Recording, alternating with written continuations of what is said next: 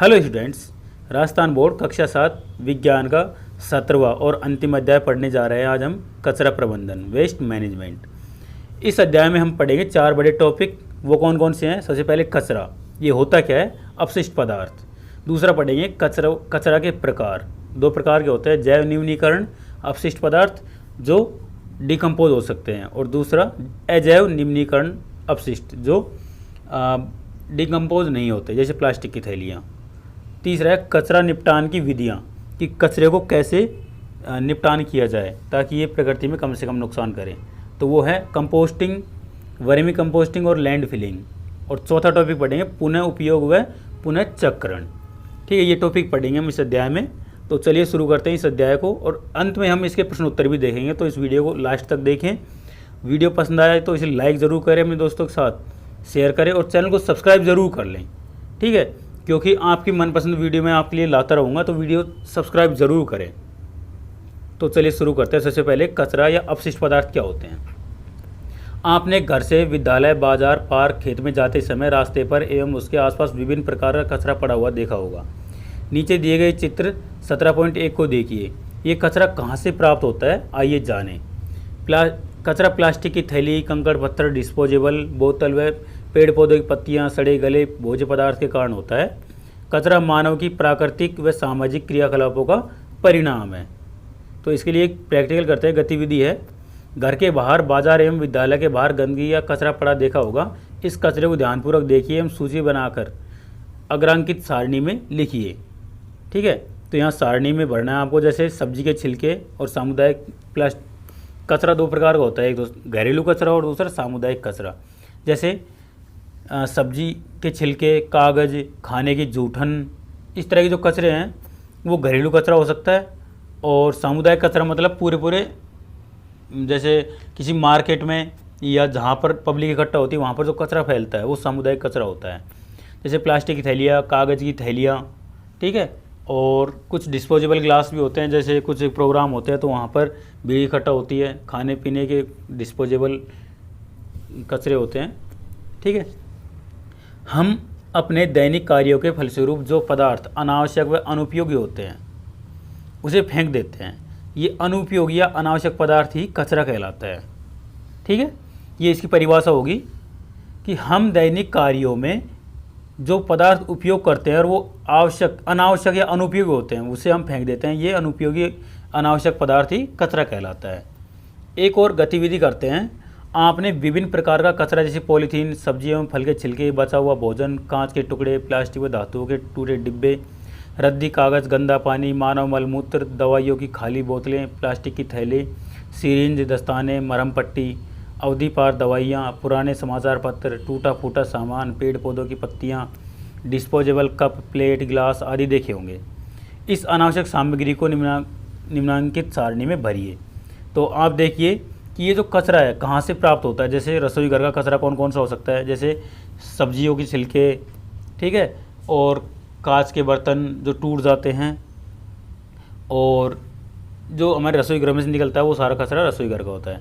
अस्पताल का कचरा कौन सा है, सुई, सिरिंज, डिस्पोजेबल जो बोतलें होती हैं, इंजेक्शन की छोटी छोटी जो बोतलें होती हैं जो हम इंजेक्शन से दवा निकालने के बाद में उसको फेंक देते हैं, वो कचरा होता है।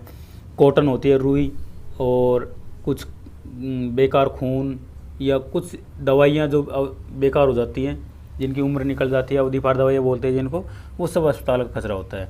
सार्वजनिक कचरा आप जानते ही होंगे, प्लास्टिक की थैलियाँ और भी बहुत सारी चीज़ें, बैनर वगैरह, ये सब जो ख़राब हो जाते हैं वो सब सार्वजनिक कचरा कहलाता है। उपयुक्त सारणी के आधार पर विभिन्न स्थानों पर पाए जाने वाले कचरे का पता लगा सकते हैं। अब हम पढ़ेंगे कचरा अपशिष्ट पदार्थ के प्रकार। ये कितने प्रकार के होते हैं? आपने विभिन्न प्रकार की कचरा सामग्री का अवलोकन किया। उसमें कुछ सामग्री ऐसी है जिसका पुनः उपयोग कर सकते हैं, जबकि कुछ सामग्री का उपयोग पुनः नहीं कर सकते। इस आधार पर हम कचरे को या अपशिष्ट पदार्थ को 2 भागों में विभाजित कर सकते हैं। तो वो 2 भाग हैं, जैव निम्नीकरण अपशिष्ट पदार्थ जिनको बोलते हैं बायोडिग्रेडेबल वेस्ट मटेरियल्स, और दूसरा है अजैव निम्नीकरण अपशिष्ट पदार्थ, नॉन बायोडिग्रेडेबल वेस्ट मटेरियल्स। तो इन दोनों में अंतर पढ़ते हैं। तो जैव निम्नीकरण अपशिष्ट पदार्थ कौन से होते हैं? वे अपशिष्ट पदार्थ जो जीवाणु द्वारा अपघटित होकर खाद बनाते हैं, ये पदार्थ जल्दी अपघटित होकर एवं सड़कर मृदा में मिल जाते हैं, जैसे पेड़ पौधों की पत्तियाँ, फल सब्जी के छिलके, मांस, रद्दी, कागज, कपड़ा, मल, गोबर आदि। ऐसे पदार्थ जैव निम्नीकरण अपशिष्ट पदार्थ कहलाते हैं।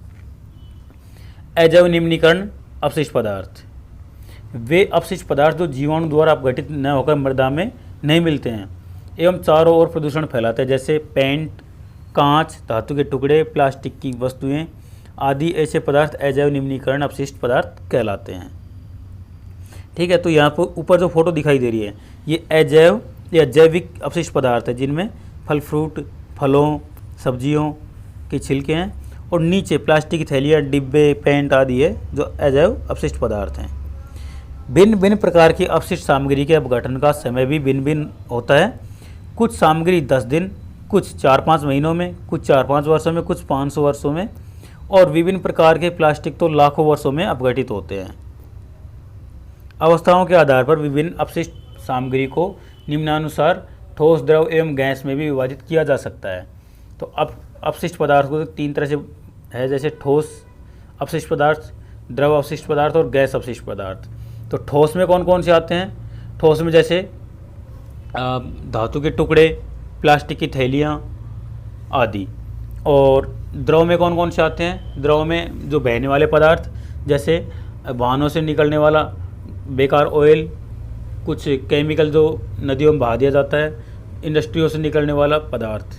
ठीक है, और गैस, गैस इंडस्ट्रियों के ऊपर जो चिमनी से निकलता है, वाहनों से निकलने वाला धुआं, ये सब ये गैस अपशिष्ट पदार्थ कहलाते हैं। ठीक है, तो चलिए इन चीज़ों को विस्तार से पढ़ते हैं। अपने आसपास के गली, मोहल्ले, विद्यालय, सड़क के किनारे स्थित किसी खुली नाली को देखिए, उसमें बहने वाले जल एवं अन्य सामग्री को देखिए। अपने आसपास के गली, मोहल्ला, विद्यालय, सड़क किनारे स्थित खुली नाली को देखिए, उसमें बहने वाले अवांछित जल व अन्य सामग्री को देखिए। अपने आसपास के गली, मोहल्ला, विद्यालय, सड़क पर किसी खुली नाली को देखिए, उसमें बहने वाले जल व अन्य अपशिष्ट सामग्री को देखिए। 3 बार आ गया ये। आप देखेंगे कि ठोस कचरा जैसे प्लास्टिक, कांच के टुकड़े, फल सब्जी के छिलके आदि द्रव तरल अपशिष्ट जैसे गंदा पानी, तेल, पेंट, वाहित मल आदि होते हैं।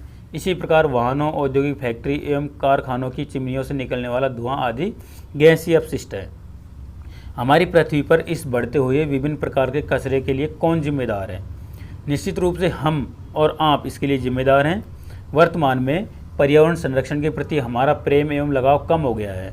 हम प्राकृतिक रूप से उपयोग की जाने वाली वस्तुओं के स्थान पर मानव निर्मित वस्तुओं का अत्यधिक उपयोग करने लगे हैं, जिससे पर्यावरण की सुंदरता नष्ट होने के साथ साथ पर्यावरण प्रदूषित हो रहा है। हमें जगह जगह कचरा एवं पॉलीथीन दिखाई देता है, जिसके कारण कई विकट समस्याएं उत्पन्न हो जाती हैं। पशुओं द्वारा कचरे के साथ साथ कभी पॉलीथीन की थैलियाँ खा लेने से असमय उनकी मृत्यु हो जाती है। नालों के निकास द्वारा पॉलीथीन फंसने से नाले अवरुद्ध हो जाते हैं तथा सारे शहर में जगह जगह पानी फैल जाता है। वर्षा के दिनों में इन नालियों से सार्वजनिक स्थानों पर सड़ी गली वस्तुएं जल के साथ बहती रहती हैं, जिससे बदबू आती रहती है। यह हमारे स्वास्थ्य के लिए हानिकारक है, क्योंकि कचरा युक्त ऐसा स्थान मच्छर एवं अन्य हानिकारक सूक्ष्म जीवों के आवास स्थलों में परिवर्तित हो जाता है। आइए इस प्रकार के कचरे का निपटान एवं पुनः उपयोग की विधियों के बारे में जानें। अब पढ़ेंगे हम कचरा या अपशिष्ट पदार्थों के निपटान की विधियाँ। पौधे सूख जाते हैं तो उनका क्या होता है? आपके घरों का गंदा पानी कहाँ जाता है? प्लास्टिक की सामग्री जो हम फेंक देते हैं उनका क्या होता है? पंचायत, नगर निगम, जिला परिषद आदि द्वारा जगह जगह पर कचरा पात्र रखे जाते हैं। उस संग्रहित कचरे को कहाँ ले जाते हैं तथा इसका क्या करते हैं? इन कचरे का निस्तारण विभिन्न विधियों द्वारा किया जाता है, जिनमें से कुछ प्रमुख विधियाँ निम्नलिखित हैं। सबसे पहले कंपोस्ट। कचरे को एकत्रित कर उसमें जैव निम्नीकरण अपशिष्ट व अजैव निम्नीकरण अपशिष्ट पदार्थों को अलग अलग करेंगे। जैव निम्नीकरण अपशिष्ट पदार्थ जैसे फल सब्जियों के छिलके, मल, गोबर, पेड़ पौधों की पत्तियां, घास फूस, सड़ी गली वस्तुओं आदि से खाद बनाई जाती है। इस प्रकार की सामग्री को एक गड्ढे में डाल दिया जाता है। गड्ढे को किसी छायादार कोने में बनाया जाता है। तत्पश्चात इस गड्ढे को मिट्टी से इस प्रकार ढकते हैं कि उसमें नमी बनी रहे और हवा मिलती रहे। कुछ महीनों में यह सामग्री जीवाणु द्वारा अपघटित होकर खाद में बदल जाती है, जिसका उपयोग खेतों में कर सकते हैं। इसे कंपोस्ट कहते हैं। गोबर गैस प्लांट में प्रयुक्त गाय व भैंस का गोबर कुछ समय बाद खाद में बदल जाता है तथा इससे ईंधन गैसें प्राप्त होती हैं। यहाँ पर दो चित्र दिख रहे हैं, एक है गोबर गैस प्लांट का जिससे खाद भी बनती है और गैस भी बनती है जिसके द्वारा हम ईंधन प्राप्त कर सकते हैं, और दूसरा जो चित्र दिखाई दे रहा है वो है वर्मी कंपोस्ट का। वर्मी कंपोस्ट मतलब जो गाय भैंसों का जो गोबर होता है उसको सड़ाकर उसमें केंचुए छोड़े जाते हैं। जब केंचुआ उसको खाकर खाद में बदल देता है जो बहुत ही लाभदायक होता है खेतों में। वर्मी कंपोस्ट देखो इसके बारे में लिखा हुआ है, अपशिष्ट में विशेष रूप से लाल केंचुए जिन्हें रेड अर्थवर्म कहते हैं उन्हें मिलाया जाता है। ये केंचुए कार्बनिक पदार्थ खाते हैं, इससे निकलने वाला अपशिष्ट पदार्थ उच्च गुणवत्ता युक्त खाद होता है जिसे वर्मी कंपोस्ट खाद कहते हैं, और यह प्रक्रिया वर्मी कंपोस्टिंग कहलाती है। दूसरा है ठोस अपशिष्ट पदार्थों का निस्तारण। ठोस अपशिष्ट पदार्थ को शहर या कस्बे के बाहर गड्ढे में एकत्रित कर फिर उसे मिट्टी की परत से ढक देते हैं। कुछ समय पश्चात ये अपघटित हो जाते हैं, इसे लैंड फिलिंग कहते हैं। नेक्स्ट है एक गतिविधि और करते हैं 3 नंबर, आपके घर में एकत्रित अनुपयोगी वस्तुओं को आप क्या करते हैं। आपने देखा होगा कि हम इन्हें कबाड़ी को बेच देते हैं। आप कबाड़ी की दुकान पर जाकर इनका अवलोकन कीजिए कि कबाड़ी उन अनुपयोगी सामग्री का क्या करते हैं। कबाड़ी अनुपयोगी सामग्री में से विभिन्न प्रकार की सामग्री को अलग अलग करते हैं। वह लोहा, तांबा, एल्युमिनियम, अखबार, गत्ता, नोटबुक, किताब, इलेक्ट्रॉनिक तार, प्लास्टिक की सामग्री को अलग अलग करता है। कबाड़ी इस सामग्री को कहाँ पहुँचाता है और किसको बेचता है। आप देखेंगे कि कबाड़ी अनुपयोगी सामग्री से विभिन्न प्रकार की सामग्री को अलग अलग कर पुनः चक्रण हेतु विभिन्न संबंधित फैक्ट्रियों को भेज देता है, जिसके कारण हमारी यह अनुपयोगी सामग्री पुनः चक्रित होकर विभिन्न उत्पादों के रूप में हमें प्राप्त होती है। इस प्रकार अनुपयोगी सामग्री को पुनः उपयोगी सामग्री में परिवर्तित करना पुनः चक्रण कहलाता है। ठोस अपशिष्टों का निस्तारण इसी विधि द्वारा किया जाता है। अब हम पढ़ेंगे अजैव कचरे का निपटान कैसे निपटाया जाता है। कचरे में प्लास्टिक के टुकड़े, कांच के टुकड़े, डिस्पोजेबल कप, लोहे, तांबे व एल्युमिनियम आदि बर्तन अजैव निम्नीकरण पदार्थ सम्मिलित होते हैं। इन पदार्थों का अपघटन प्रकृति में बहुत धीरे धीरे होता है। हम इन अनुपयोगी अपशिष्ट पदार्थ का निस्तारण निम्नलिखित 3R मतलब रिड्यूस, रीयूज, रिसाइकिल विधियों से कर सकते हैं। तो सबसे पहले पढ़ेंगे हम उपयोग की मात्रा कम करना, रिड्यूस। अनुपयोगी पदार्थों को मात्रा कम करना, जैसे टूटा टिन का डिब्बा, प्लास्टिक की बोतल, डिब्बा, टूटी मटकी आदि अनुपयोगी सामग्री का उपयोग छोटे छोटे फूल, सब्जी के पौधे लगाकर घरेलू उपयोग में ले सकते हैं। ऐसी अन्य सामग्री को कचरे से अलग करने से अनुपयोगी सामग्री की मात्रा कम हो जाएगी। नेक्स्ट है पुनः चक्रण में लेना, रीयूज, दोबारा से काम में लेना। घरेलू अनुपयोगी सामग्री में से ऐसी सामग्री को पृथक करें जिनका पुनः उपयोग किया जा सकता है, जैसे बैटरी, धातु के बर्तन, लोहे का भंगार, टूटे डिब्बे, कांच की बोतल, जूट की सामग्री आदि को दूसरे घरेलू कार्यों में उपयोग में लिया जा सकता है। तीसरा पुनः चक्रण, रिसाइकिल। कांच एवं प्लास्टिक एवं कांच की अपशिष्ट सामग्री को अनुपयोगी सामग्री से अलग कर इनको फैक्ट्रियों में पुनः चक्रण हेतु भेज दिया जाता है तथा इनकी उपयोगी वस्तुएं बनाई जाती हैं। पुनः चक्रण के समय इनमें कुछ रंग प्रदान करने वाले अभिकारक मिला दिए जाते हैं। विशेष रूप से ऐसे सामग्री का उपयोग खाद्य सामग्री के संरक्षण हेतु बैग, पैकिंग बोरी, डिब्बा आदि बनाने में किया जाता है। अब हम पढ़ेंगे कचरा प्रबंधन। कचरे का व्यवस्थित रूप से निपटान करने की प्रक्रिया को कचरा प्रबंधन कहते हैं। घरेलू कचरे का प्रबंधन करने के लिए 3 डिब्बे रखे जाने चाहिए। एक हरा ग्रीन डिब्बा जिसमें पत्ते, फल आदि, सब्जी के छिलके, खराब भोजन सामग्री आदि जैविक अपशिष्ट पदार्थ को एकत्रित करें। दूसरा डिब्बा नीला, ब्लू, जिसमें अजैविक अपशिष्ट सामग्री जैसे प्लास्टिक की सामग्री, कांच के टुकड़े एवं चीनी के बर्तन आदि, तथा तीसरा डिब्बा काला डिब्बा होता है जिसमें विषैले पदार्थ, दवाइयों के अपशिष्ट, बैटरी, सेल, अनुपयोगी दवाई, पेंट, तेल, सिरिंज, सौंदर्य प्रसाधन सामग्री को एकत्रित करें। क्या आपने इस प्रकार कचरे का प्रबंधन किया है? इससे आपको क्या क्या फ़ायदे होते हैं? परिवार के सदस्यों से चर्चा कर आप अन्य विद्यार्थियों को भी कचरा प्रबंधन के लाभ बताइए। गांव तथा कस्बा अथवा शहर की कच्ची बस्तियों में आपने देखा होगा कि स्वच्छ एवं सुरक्षित शौचालय की व्यवस्था नहीं होती है। लोग खुले में शौच में जाते हैं, वाहित मल इधर उधर बिखरा पड़ा अथवा बहता रहता है। इस समस्या को दूर करने के लिए आजकल विशेष रूप से स्वच्छ भारत अभियान के तहत विद्यालयों में, गाँव में घर घर में, जैसे बाजार एवं सड़कों के किनारे सार्वजनिक स्थानों पर स्वच्छ एवं सुरक्षित शौचालय बनाए जा रहे हैं। क्या आपने सोचा है कि ऐसा क्यों किया जा रहा है? इनकी आवश्यकता क्यों है? खुले में शौच करने से क्या हानि होती है? आपने रेलवे स्टेशन, बस स्टैंड के आसपास, कच्ची बस्ती में तथा खेतों में लोगों को खुले में शौच जाते हुए देखा होगा। खुले में शौच करने से गंदगी फैलती है, दुर्गंध आती है, जिससे वातावरण दूषित होता है। वहाँ पर मक्खी मच्छर बहुत होते हैं। ऐसी जगह पर रहने वाले प्राणियों के स्वास्थ्य पर क्या प्रभाव पड़ता है? विद्यार्थी शिक्षक से चर्चा करें। कचरा या अपशिष्ट पदार्थों का स्वास्थ्य पर प्रभाव। कचरा अपशिष्ट पदार्थ का निपटान यदि व्यवस्थित रूप से किया जाए तो हम अपने घर पर, गली मोहल्ले, विद्यालय एवं सार्वजनिक स्थलों को साफ सुथरा रख पाएंगे, जिसके परिणाम स्वरूप हम विभिन्न रोग जैसे अस्थमा, डेंगू, वायरल बुखार, दस्त, मलेरिया, हैजा आदि के संक्रमण से सुरक्षित रह पाएंगे। स्वस्थ शरीर में स्वस्थ मस्तिष्क का निवास होता है। ऐसा करके हम भारत देश को स्वच्छ, स्वस्थ एवं सुंदरतम बनाने के लिए अपना योगदान देकर अपने कर्तव्यों का निर्वहन कर पाएंगे। हमें अनुपयोगी सामग्री का पुनः प्रयोग करने का प्रयत्न करना चाहिए। कचरा सदैव कूड़ेदान में ही डालना चाहिए। आपके सामने कोई अनावश्यक वस्तु इधर उधर डाले तो उसे रोकिए और समझाइए कि हमें कचरा कूड़ेदान में ही डालना चाहिए। ठीक है।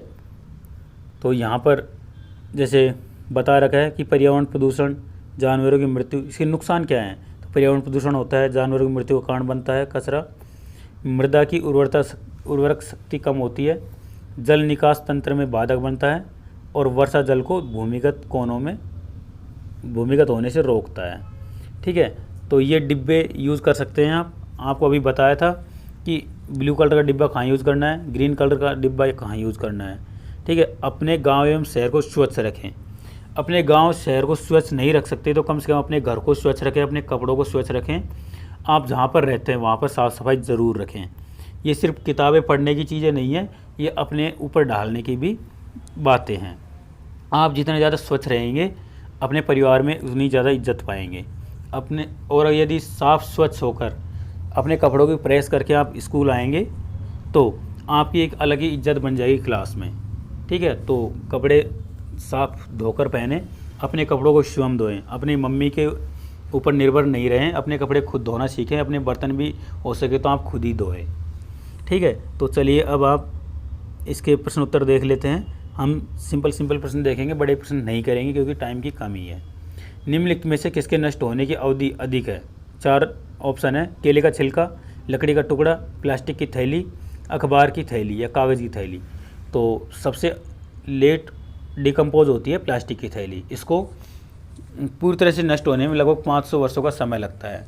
लकड़ी का टुकड़ा जल्दी ख़त्म हो जाता है क्योंकि इसको दीमक जैसे जानवर आराम से खाकर इसको नष्ट कर देते हैं। दूसरा, अपशिष्ट को खुले में फेंक देने से होता है क्या होता है? मृदा प्रदूषण होता है, जल प्रदूषण भी होता है, वायु प्रदूषण भी होता है। तो ये उपरोक्त सभी, इसका द ऑप्शन सही होगा। ठीक है।